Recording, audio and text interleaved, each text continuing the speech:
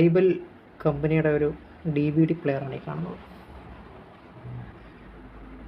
ഇത് നമ്മുടെ ഒരു സുഹൃത്തിൻ്റെയാണ്. അപ്പോൾ പുള്ളി അത് ഉപയോഗമില്ലാത്തത് കൊണ്ട് ഇതിലേക്കൊരു ആംപ്ലിഫയർ സെറ്റ് ചെയ്ത് കൊടുക്കാമോ എന്ന് ചോദിച്ച് എൻ്റെ അടുത്ത് കൊണ്ടുവന്നതാണ്. അപ്പോൾ ഞാൻ പറയാൻ പോകുന്ന കാര്യം എന്ന് പറഞ്ഞാൽ, ഇത് നമുക്കിതിൽ ഇങ്ങനെയുള്ള DVDകളിലൊക്കെ ഒരു 2 സ്പീക്കർ ഔട്ട് വരുന്നതാണ്. അപ്പോൾ ഇങ്ങനെ സ്പീക്കർ ഔട്ട് വരുന്ന DVDകൾ നമുക്ക് ഒരു ആംപ്ലിഫയറായിട്ട് കൺവെർട്ട് ചെയ്യാനായിട്ട് പറ്റും. അതായത് ഇതിൻ്റെ ഈ കാണുന്ന ബോർഡെന്ന് പറഞ്ഞാൽ ഇതിൻ്റെ പവർ സപ്ലൈ വിത്ത് ഒരു ഓഡിയോ ആംപ്ലിഫയറോടെ വരുന്നൊരു ബോർഡാണ് ഈ കാണുന്നത്. അപ്പോൾ ഇതിൽ നമുക്കൊരു 2 ചാനലിൻ്റെ ക്ലാസ് D ആംപ്ലിഫയർ ബോർഡുണ്ട്. അപ്പോൾ അതിൻ്റെ ഈ പോകുന്ന അതിൻ്റെ സ്പീക്കർ ഔട്ടാണ്. ഈ സ്പീക്കർ ഔട്ട് ഇവിടെ നിന്ന് പോയിട്ട് നേരെ ഈ സ്പീക്കർ ടെർമിനലിലേക്കാണ് പോയിരിക്കുന്നത്. പിന്നെ അതുപോലെ തന്നെ ഇതിനകത്തൊരു DVD 5 ചാനലിൻ്റെ ഔട്ട്പുട്ട് ഇതിലേക്കാണ് പോയിരിക്കുന്നത്. 5.1 ഔട്ട്പുട്ടിങ് ഇതിലേക്കാണ് പോയിരിക്കുന്നത്.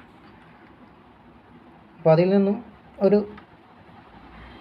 2 ചാനൽ ലെഫ്റ്റ് റൈറ്റ് ചാനലിൻ്റെ ഔട്ട്പുട്ട് എടുത്ത് നേരെ ഇതൊരു ആംപ്ലിഫയറിൻ്റെ ഇൻപുട്ടാണ്, ഇവിടെയാണ് കൊടുത്തിരുന്നത്. അപ്പോൾ നമുക്ക് ഇവിടെ ഒരു ഇൻപുട്ട് ഉണ്ടെന്നുള്ളത് മനസ്സിലാക്കാൻ പറ്റി. നമ്മളെന്ത് ചെയ്യാൻ പറ്റുക, നമുക്ക് ഈ ഒരു ഇൻപുട്ടിലേക്ക് ഇതുപോലെ ഉള്ളൊരു ബ്ലൂടൂത്ത് മൊഡ്യൂൾ നേരെ കണക്ട് ചെയ്ത് കഴിഞ്ഞാൽ ഇതൊരു ആംപ്ലിഫയറായിട്ട് വർക്ക് ചെയ്യും. ഈ സ്പീക്കർ ഔട്ടിൽ നമ്മൾ സ്പീക്കർ കണക്ട് ചെയ്ത് കഴിഞ്ഞാൽ ഈ കൊടുക്കുന്ന ഇൻപുട്ട് ഇത് ആംപ്ലിഫൈ ചെയ്ത് സ്പീക്കർ വഴി വർക്ക് ചെയ്യും. അപ്പോൾ നിങ്ങൾക്ക് സിമ്പിളായിട്ട് ആർക്കും ഉള്ളത് ചെയ്തെടുക്കാം. ഇതിൽ എല്ലാം ഇതുപോലെയുള്ള കണക്ടറുകളാണ് യൂസ് ചെയ്തിരിക്കുന്നത്. അപ്പോൾ അത് കാരണം നമുക്ക് ഇങ്ങനെ പെട്ടെന്ന് തന്നെ പ്ലഗ് ചെയ്ത് ഇത് ഉപയോഗിക്കാൻ പറ്റും.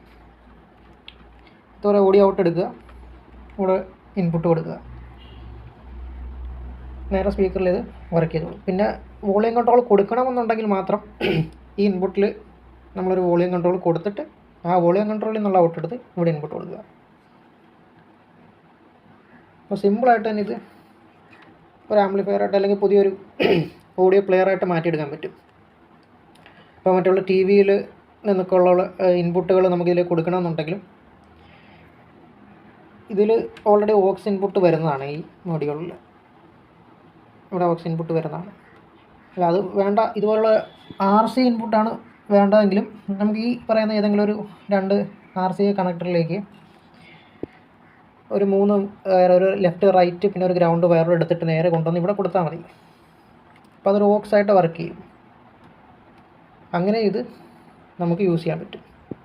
അപ്പോൾ നമുക്ക് ഇങ്ങനെയുള്ള പഴയ DVD പ്ലെയറുകളൊക്കെ കയ്യിലിരിക്കുന്നുള്ളവർ ഇത് വെറുതെ നമ്മൾ സ്ക്രാപ്പിലേക്ക് കൊടുത്തു കഴിഞ്ഞാൽ ഒരു 50 രൂപ 100 രൂപയ്ക്കുള്ളൊന്നും ഇതിൽ കിട്ടത്തില്ല.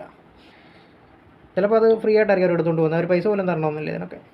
അപ്പോൾ അത് നമ്മുടെ വീടുകളിൽ ഇരിപ്പുണ്ടെങ്കിൽ നമ്മളത് കളയേണ്ട കാര്യമില്ല. നമുക്കിങ്ങനെ അത് ഉപയോഗപ്പെടുത്തിയെടുക്കാം. ഓക്കെ, അപ്പോൾ എന്തായാലും നിങ്ങൾക്ക് ഇതൊരു പ്രയോജനം ഉള്ളൊരു വീഡിയോ ആയിട്ട് തോന്നിയിട്ടുണ്ടെങ്കിൽ ലൈക്ക് ചെയ്യുക, ഷെയർ ചെയ്യുക, കമൻറ്റ് ചെയ്യുക. മറ്റൊരു വീഡിയോയിൽ കാണാം. ബൈ.